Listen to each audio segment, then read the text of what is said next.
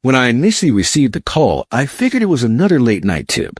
One of those half-baked tips that land in a reporter's voicemail after a true crime show reruns on cable. But something in the sound of the man's voice, thin, raspy, struggling for breath, grasped my attention and made me pause what I was doing and hear him out. "Before I die," he said, "I need to tell someone what I did in 1984.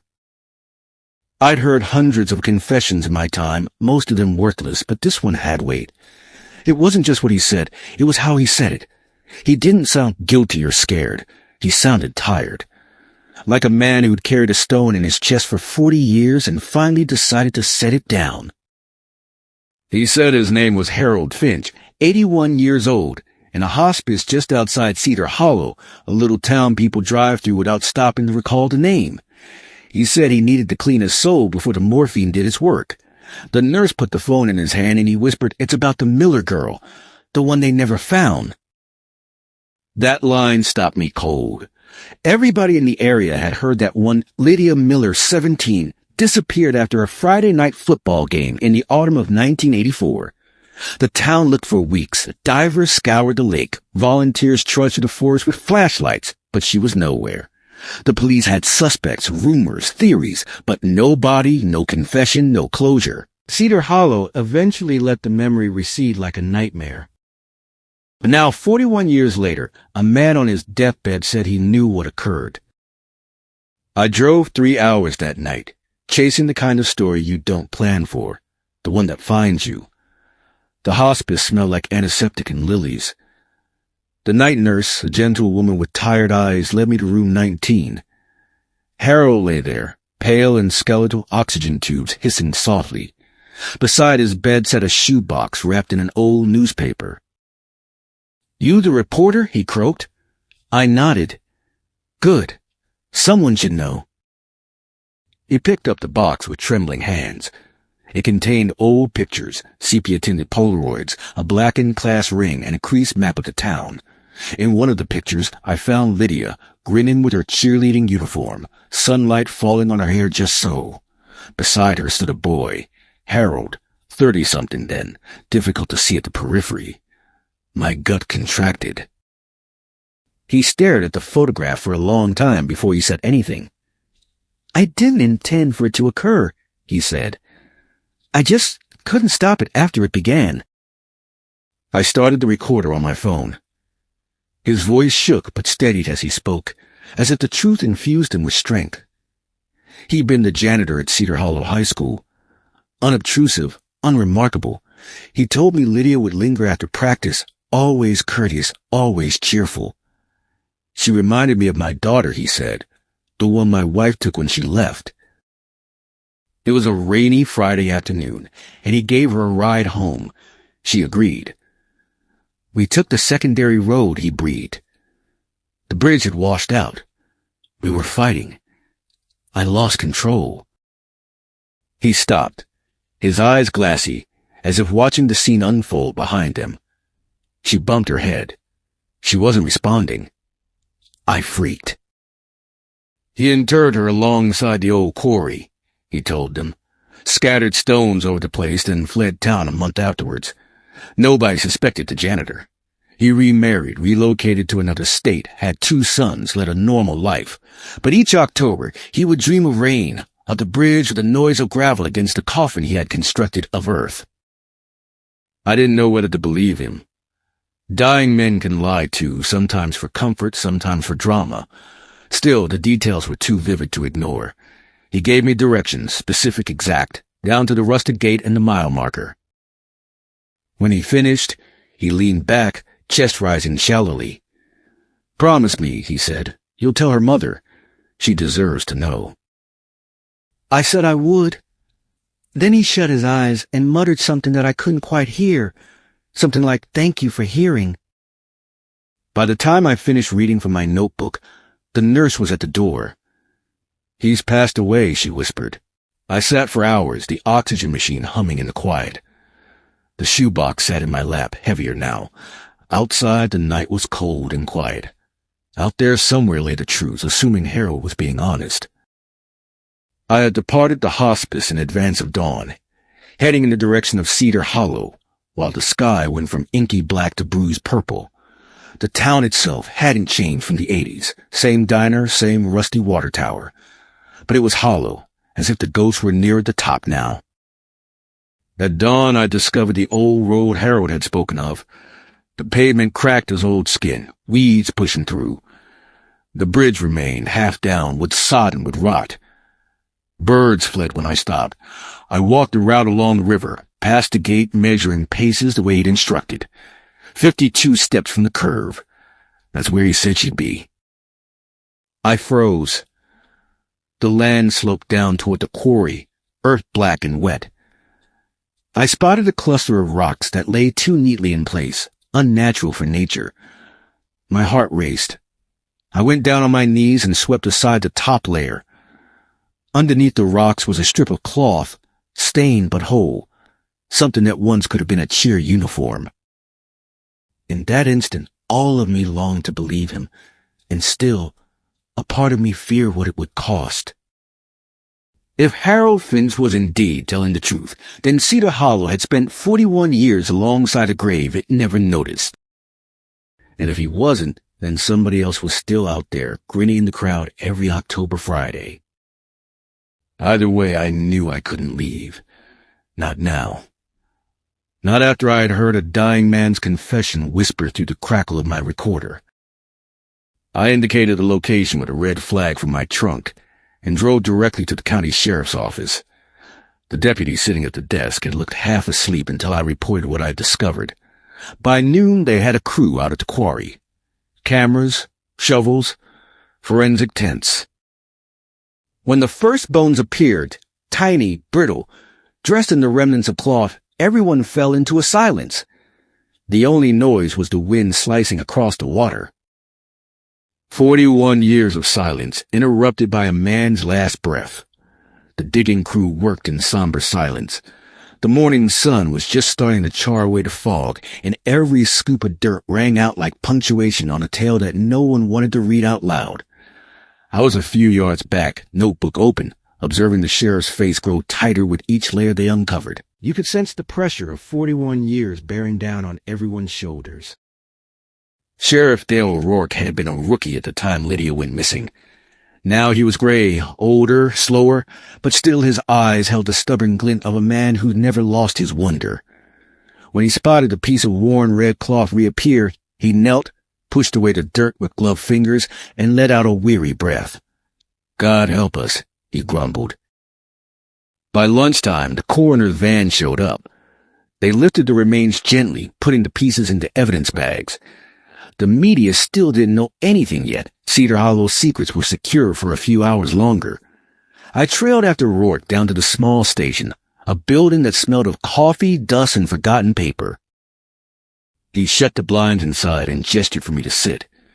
"You mentioned the guy went by Harold Finch," he said, rummaging through a dusty case file. "We had a Harold working here at the time. Janitor. Never registered on our screens. Disappeared from town 2 weeks after she went missing." He stopped looking at me. "You are certain of this confession?" I played it back to him on the recording. Harold's voice crackled over the speaker. Weak, uneven, but distinct. When it was over, Rourke leaned back, wiping his face. 40 years I thought she'd skipped out. Or worse, some stranger from out of town. I never figured it would be somebody we passed every day. He rose, walked to a bulletin board still covered in yellowed photographs of Lydia and her friends. "I used to patrol the games," he stated softly. "She'd always wave." He laid his hand on the photograph as if he could iron out the past. The lab report arrived sooner than I'd estimated.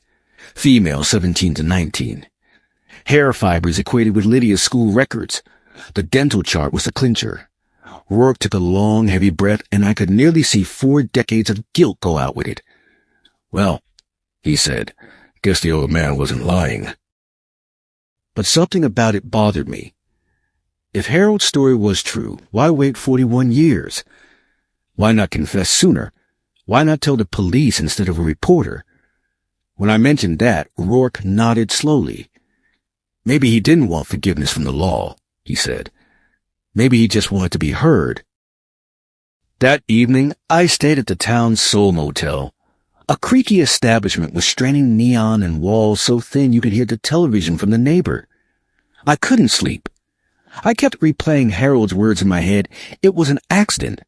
His tone sounded practiced, as if he had memorized it in order to convince himself of it. I opened the shoebox again. There were more photos than I'd noticed, some Polaroids from around town, others taken at the high school gym. One, however, stood out. Lydia at the quarry, sitting on a rock, sunlight in her hair. The date scribbled on the back read October 11th, 1984, the day after she vanished. My pulse jumped. If she disappeared on October 10th, how could a photo dated the 11th exist? The following morning, I went to the hospital morgue to take a closer look at the photos and improved lighting. The date ink appeared fresher, darker. Perhaps it had been added recently. Why?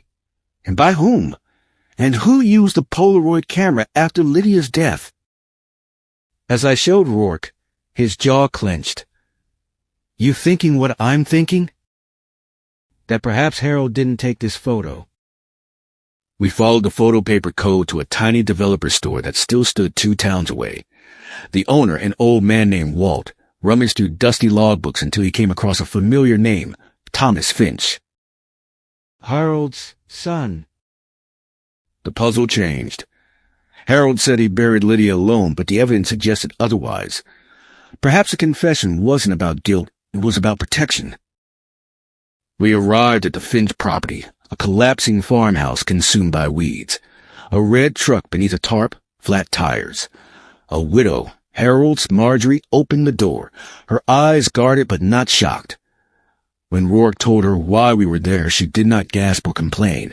She merely said, "He finally told someone, didn't he?" She took us into the living room, motes dancing in the afternoon sunlight. Harold carried that secret like an illness, she told us, but it wasn't his to bear. She retrieved a box from the mantel, a smaller one tied with twine, and handed it to Rourke. It contained newspaper articles, a gold necklace, and a folded letter dated 3 years ago. The letter was from Thomas. He had written it to his father but never sent it. I can't pretend like it never happened anymore. You told me it was an accident, but I know what you did. I saw you shove her. You told me to forget, but how do you forget a scream that never ends? Rourke gazed up, his eyes wide open. There was a witness, he said. Marjorie nodded. Tommy was 9. He followed Harold that night. He thought they were going fishing. Her voice broke. He came home white as a ghost. Harold swore he'd never tell him. And he didn't. Not until Harold got ill. Then Tommy went missing as well. I felt the wind rush out of the room. Where is he now? She shook her head. Last I heard, he was somewhere in the north. Changed his name. Rourke shut the box softly. We'll find him. Swerving home, the sky blurred into deep purple. I couldn't get my mind off the boy who'd seen his dad put away a girl. Perhaps a true confession wasn't Harold's anyway. It was Tommy's silence. That evening, I replayed the tape. Toward the end, after Harold whispered his gratitude, there was a faint voice, another speaker, younger, almost superimposed over his. I turned up the volume. The syllables were indistinct, but clear enough to freeze me. Tell them, Dad. Another person was present in that hospice room. The following morning, I visited the hospice and spoke to the nurse who had been present during Harold's last hours. She furrowed her brow. Just me, she replied, and me and the fellow who came by early that afternoon claimed to be Harold's nephew, spent some time with him, and then left around 5. I produced Thomas Finch's photograph from a vintage yearbook. She nodded thoughtfully.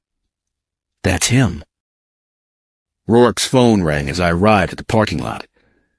You're not going to believe this, he told me. We received a hit on the fingerprints on the photo sleeve, belonged to Thomas Finch. He had his license renewed in Michigan 2 years ago. The case that everybody had forgotten was once again reanimated, and it had 2 ghosts running back and forth across state lines. I gazed out at the horizon, the sun bleeding into clouds like a whispered confession. Harold's words repeated one last time. I didn't mean for it to happen. Perhaps he hadn't, but someone had. The drive to Michigan consumed most of the night. The highway unwound in front of us like a ribbon of faint orange lights, rain tapping on the windshield in agitated rhythm. Sheriff Rourke sat next to me, half sleeping but still holding the letter from Thomas Finch like a road map. Neither of us spoke much. The ghostly silence between us was populated with Lydia, Harold, and now Thomas, the man who had disappeared into adulthood with the memory of a night that would not let go. By morning, we pulled into a silent little town named Maple Ridge, 3,000 population tops. The sort of town with a single diner, a single church, and everyone's secrets lovingly stored under white picket porches. Rourke looked at his phone and growled. DMV has a Thomas F. Lawson at a rural address just outside of town. 49 years old. Same birthday. We pulled into a diner first. I required coffee, and Rourke needed to reflect. The waitress filled us 2 cups and inquired whether we were in town for the festival. Festival? Rourke asked. She smiled. Maple Harvest Parade. Every year. The irony was not lost on either of us. Celebration and ruin often occupy the same schedule. We drove for 15 minutes on a gravel road to a little cottage ringed with maple trees that bled orange and red. There was a truck in the driveway, leaf-covered. Rourke ran the plates. Registered to Lawson. He turned to me. You ready? The man who opened the door was older than 49. His temples were silver and his face creased from years of weather and worry. When he recognized the sheriff's badge, his jaw clenched. It's about my father, isn't it? He asked before we even made our introductions. Rourke nodded. We'd like to discuss Lydia Miller. Thomas Finch, now Lawson, closed his eyes for an instant, then moved aside. The house had the scent of wood smoke and turpentine. There were paintings on the walls, landscapes, lakes, trees, all curiously serene. I asked myself when this day would arrive, he said softly. We sat in his kitchen. He filled cups with coffee for us, his hands unsteady but colorless. He told you, he said to me, not inquiring. I nodded. He wanted peace, I said. Thomas gave a bitter smile. Peace? There's no peace in pretending. He pushed a small wooden box toward us. I kept this all my life. Didn't know why. Maybe because part of me hoped someone would ask. Inside were sketches, charcoal drawings of the quarry that bridged Lydia's face, and in the bottom corner a child's hand writing, I'm sorry. Rourke's voice was gentle. Tell us what really happened, Thomas. Thomas gazed out of the window as the leaves fell. He didn't intend to hurt her. That part's real. But when she fell, he didn't even check if she was still alive. He panicked. I was hiding behind the truck. I watched him push her. When he saw me, he did not move. He just stood there. I'll never forget his eyes, empty, like he'd gotten out of himself. He rubbed his hands together, shivering. He made me promise never to tell. Told me it would kill us both. And it did, just a little more slowly. He rested back, breathing out. When he felt ill, he phoned me. Told me he wanted to confess. I assumed he meant to me. But he asked me to get him someone who would hear him without condemning him. So I looked up your number in that newspaper site. You were his confessional plan. I blinked. He wanted me? Thomas nodded. He read your stories of unsolved cases, said you made people remember. The words settled heavily. I'd always hoped my stories would bring forgotten voices to life a second time, but never that one would seek me out in this way. Rourke asked, Why come here, Thomas? Because I couldn't remain there. Every nook in that town haunted me. He smiled sadly. I figured if I painted enough new things, old ones would wear away. We sat quietly for a long moment. Outside, the wind flung red leaves across the porch. Then Thomas said something that altered everything. You didn't uncover all of it at the quarry. Rourke scowled. What do you mean? There's another box.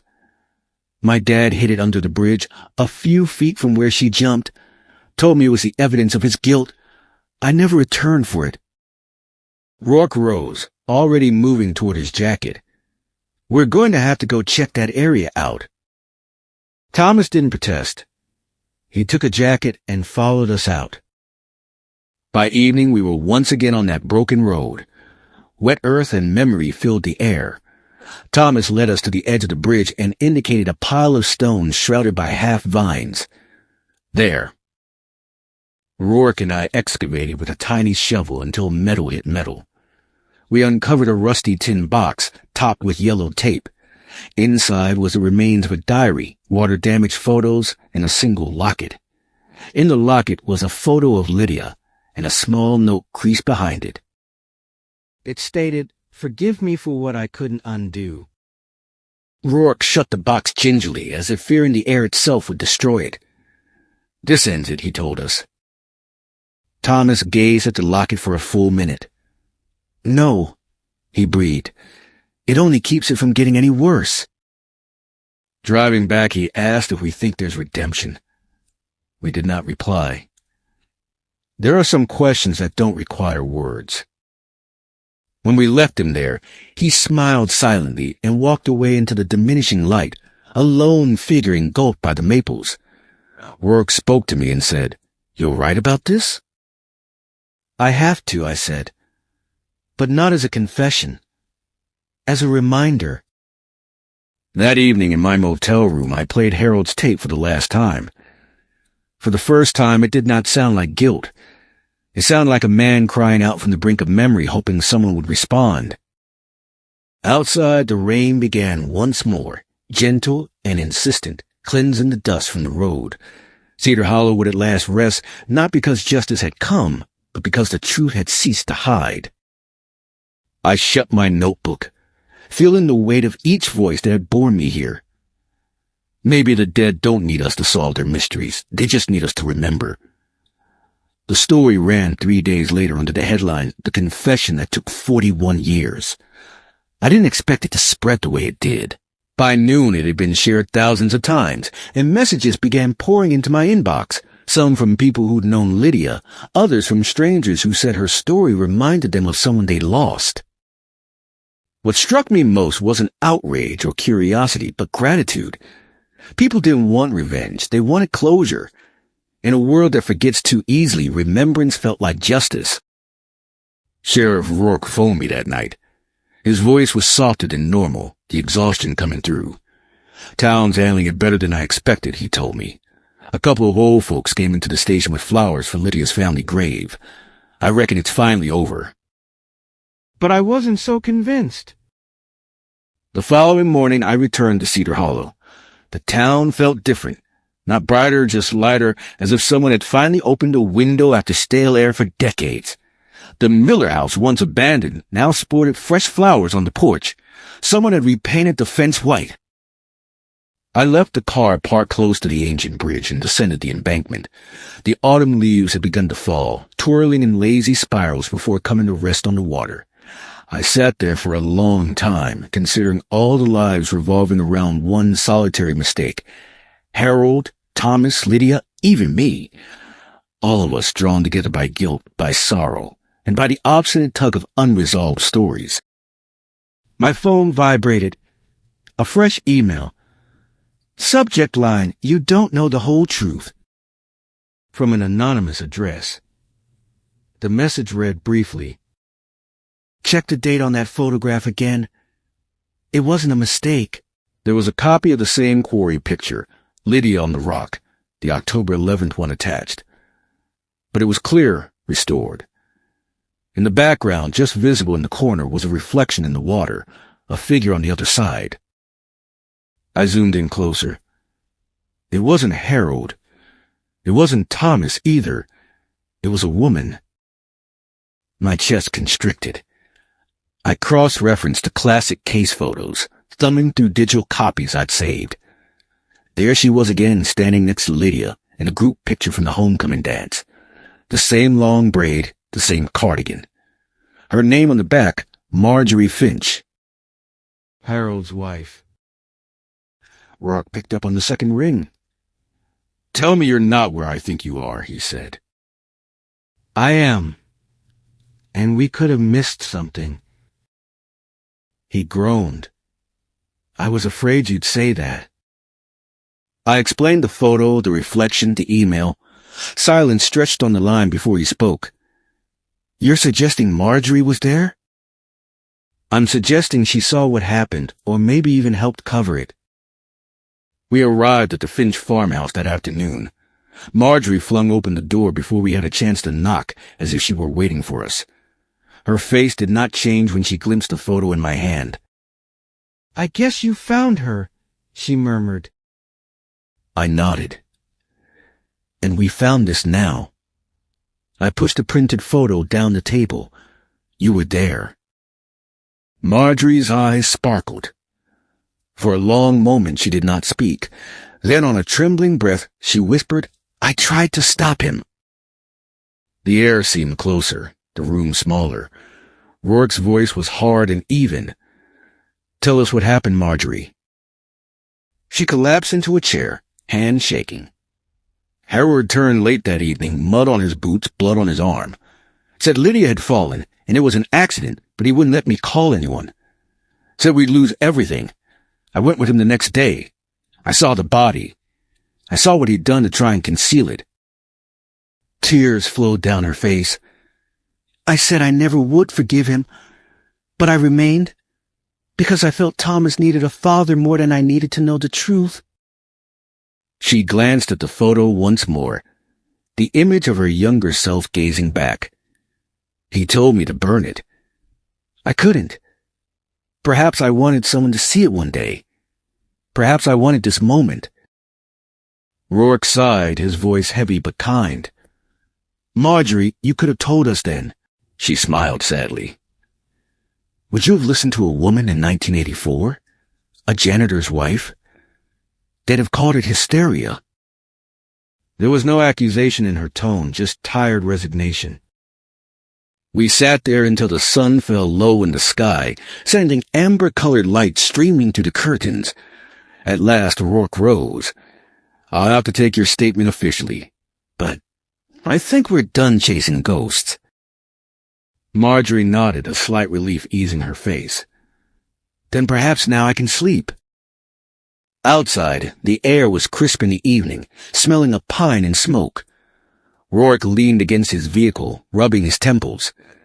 "You ever consider closures just another name for being tired?" I smiled weakly. "Likely, but being tired's better than regret." As I left town and drove back in the dark, the last light of day disappeared. I considered how all secrets, no matter how well hidden, ultimately claw their way to the surface. Not for vengeance, not even for justice, just for recognition. That evening, I sat down and typed out the last sentence of my article. Sometimes the truth doesn't set you free, it just stops the bleeding.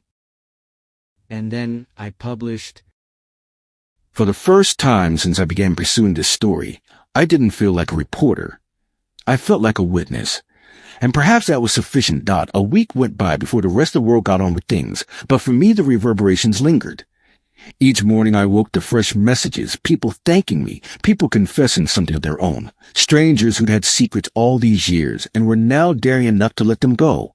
The narrative had grown bigger than Lydia, bigger than Cedar Hollow. It had become a reflection that caused everybody to look a little bit harder at their own history. The newsroom was hungry for follow-ups. TV crews phoned. A streaming network mentioned a documentary offer, but I couldn't force myself to make it a circus. Some stories don't get eaten up, they get respected. I returned to Cedar Hollow once more before winter set in. Snow had started to accumulate on the fence lines, rounding all the edges. The old quarry was still, water covered in a thin layer of ice that creaked softly to the wind. I knelt at the place where we'd discovered the box and left a single white lily there. Rourke picked me up later at the diner. The waitress knew us now and just poured coffee without even asking. He seemed a little better, less haunted, but still bore the weight of memory in his shoulders. "Town's quieter," he told me. Lydia's family is discussing a small service in the spring. Not a funeral, but a remembrance. That makes sense, I said. He took his time stirring his coffee. You know, I thought that solving a case was about answers. Now I believe it's about acceptance. We sat quietly for a moment, the buzz of voices around us disappearing into background heat. Outside the window, I could see the bridge, its rails powdered white. It didn't appear like a crime scene anymore. It appeared like part of a landscape, finally resting. I called on Marjorie after lunch. She opened the door smilingly, her smile a fragile but genuine one. I read what you wrote, she said. You wrote well of him. Thanks to you. I wrote the truth, I replied. She nodded. The truth can be kind, I think. Something I forgot for years. Inside, the house was another place, airier, lighter. The portraits that had lined the walls were missing, replaced by paintings Thomas had mailed her after we'd talked to him. She said he'd begun a small art studio up north. He said it helps, she said softly. Painting the things he's not afraid of anymore. We had tea at her kitchen table discussing mundane things, the weather, the cost of gas, the maple trees going naked. When I departed, she placed the locket in my palm. Hold on to it, she said. You took the story further than any of us were able. Perhaps it is yours now. The metal was cold against my skin, the photograph within pale and frayed. For an instant, I could have sworn I saw Lydia smile. Perhaps fantasy, perhaps something more. Either way, I made a soft vow. You're remembered now. Pulling away, the highway felt to be longer than before, every mile a marker of unburdening. The tape of Harold's confession remained stuck in my glove box. I considered burning it, but another part of me recognized that it was greater than evidence. It was testimony. A man's voice after decades of silence was worth existing, not as a reminder of guilt, but as confirmation that individuals can still grasp for forgiveness even on the brink of their lives. When I returned home, I didn't write. My editor phoned twice. I let it ring. I spent nights walking around the city, observing how the streetlights shone like miniature confessions. Any stranger who walked by most likely possessed a secret, something they wished they'd spoken sooner. Perhaps we all harbor a quarry within us, where old echoes lie dormant until we are prepared to confront them. Weeks passed and a letter came in the post. No return address. A photo inside Cedar Hollow in the spring, wildflowers running right down the hillside, the bridge a faint line in the distance. On the back in flowing script, it read, We're all forgiven our own time. No signature, but I didn't require one. I posted it above my desk and finally sat down to write once more. Not the sort of tale that required headlines, just an essay about all that we lose when we cease to listen. I wrote of silence, of memory, of how truth might bruise but still heal. The final line flowed easily, as though it had been waiting for me all along. Some conclusions don't end the book. They turn the page for someone else to continue reading. I shut down my laptop, gazed out the window at the languid drift of snow, and felt something I hadn't in months. Peace. Lydia's name would never disappear again. Her story had woven itself into others, into all who read it, into me. And perhaps that was the true confession, not the dying man's words, but a living world's choice to recall. When I finally slept that night, I dreamt of the quarry, not dark, not isolated, but still, sunlit, the water still. One ripple propagated across the surface, and I swear I heard a voice, so light it was almost like breath, whisper, Thank you. Months went by, but the tale would not go away. It existed peacefully now, like an old tune people hummed still without knowing why. Occasionally, when fans wrote to me, they didn't even name Leah Udd. They merely reported such things as, I finally told my daughter what happened, or I returned to the site I vowed never to visit again. Her narrative had become a form of permission, evidence that the truth, however belated, still counted. Winter gave way to spring, and I went back to Cedar Hollow for the memorial. The whole town came out under the gentle bloom of dogwoods. Children played in the grass while their parents silently watched, not knowing whether they were mourning or rejoicing. Most likely both. The ceremony was unadorned. No speeches by authorities, no reporters' cameras, just individuals. Lydia's brother, his hair now gray, was at the front with a small framed photograph in his hand. He thanked the sheriff's department and then, a little hesitantly, thanked me. I was no hero. I was a messenger who delivered someone else's message through time. After it was done, Rourke caught up with me along the water. "You think this'll stick?" he asked. What do you mean? "The piece. The lessons. Any of it." I gazed at the mirrored sea of faces rippling in the lake. "Perhaps not forever, but perhaps long enough." He smiled weakly. "Long enough will do." We strode a while, hearing the murmur of voices recede. Then Rourke said something I'll never forget. "You know, every case changes the people it touches. But this one changed the town itself." He was correct.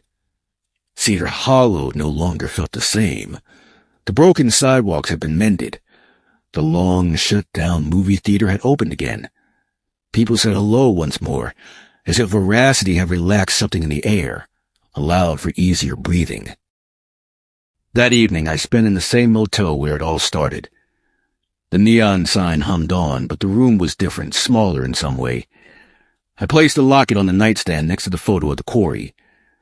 For a while, I simply watched as the lamplight glinted off its edges. I opened up my notebook and wrote, "Time doesn't erase what happened. It just teaches us to live alongside it." The words emerged slowly as stepping stones on a river. I wrote until the page was full, until the story was as steady on its legs as I hoped it might be. Before sleep, I replayed Harold's confession one more time. The static fizzed, his voice quivering across decades, but this time there was no guilt, no fear. There was release. Between the silences, I pictured Lydia's laughter again, the sort of thing that doesn't belong to grief, but to freedom. Morning came still and golden. I kept the motel window open, allowing the wind to sweep in the scent of cedar and rain. Without thinking, I drove to the end of town and pulled over the bridge. The white lilies had spread. Someone else had been stopping by. Perhaps Marjorie, perhaps Thomas, perhaps everyone who had yet to forgive themselves. I set the tape recorder under the railing, cloth wrapped around it, and spoke softly. "You may sleep now." I then reversed direction and departed. As the car traveled down the deserted road, I found something I had not. The story no longer belonged to me. It belonged to everyone who found strength in it, to the silent confessions it uncovered, to the memories that it wouldn't allow to disappear. That's how stories come to life, not in the telling but in the resonance. Some weeks later, I got a small package with no address on it. It contained a painting, Thomas's once more. It depicted the quarry in the sun, no shadow, no people, just water and sky. On the back, he had written, "For closure, for beginning." I hung it above my desk, next to the photograph of Cedar Hollow in bloom. Some nights when deadlines closed in and the world felt loud again, I'd look at that painting and remember how quiet truth can be when it's finally spoken. Years have passed since then. New cases have arrived and departed, new tales as well. But sometimes, when I'm driving down the highway in pursuit of yet another enigma, I find myself looking at the horizon, hoping to see that tiny town emerging from the mist. And I grin because I know it's there, not just on a map, but somewhere in me. Lydia's name continues to appear in my inbox from time to time. Strangers send me pictures of the memorial garden, of children painting rocks with her initials, of sunsets over the bridge. The notes always conclude the same way. We remember. That's all that any of us really desire, isn't it? To be remembered, not the way we exited, but the way we live, for the light we left behind even in the darkest crevices. On my last trip out, I was again standing by the quarry. Warm air, still water. I spoke her name to the wind and no longer felt weighed down. Just something in the world being taken along. As I drove off, I didn't glance back. I didn't have to. Some stories don't come to a conclusion, they settle. And somewhere between the receding echoes of confession and the soft buzz of forgiveness, I knew the simplest truth of all. We can't do it over, but we can decide how softly we hold it. The path before me bent toward sunlight. The sky yawned open, and for the first time in years, I was lighter than the tale I was leaving behind.